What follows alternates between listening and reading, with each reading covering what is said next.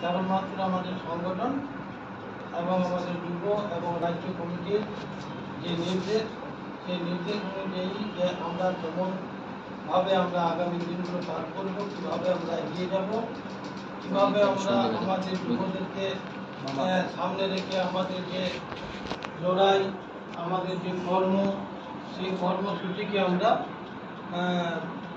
যাতে আমরা সাকসেস করতে পারি, সেই নিয়ে আমাদের আজকে এই সবার আলোচনা।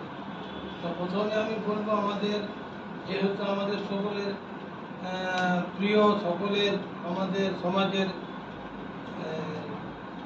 যাকে বলা হয় যে নেতা, আমাদের সোমনাথদা এবং আমাদের মুচিরামদা, আমরা ওনাদেরকে বিশেষভাবে বেছে নিয়েছি আমাদের সমাজের নেতৃত্ব দেওয়ার জন্য।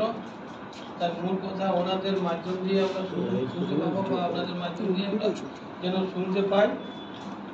আর আমাদের পশ্চিম বর্ধমানের ব্যাপারটা আপনাদেরকে প্রথমে বলি। আমার যেহেতু পশ্চিম বর্ধমানের এই সভাটা, পশ্চিম বর্ধমানের যে আজকের দিনটা যে আমরা রেখেছি, এই আজকের দিনটাতে কিন্তু আমাদেরই, আপনারা জানেন যে পার্টিগত ব্যাপার অনেকই থাকে।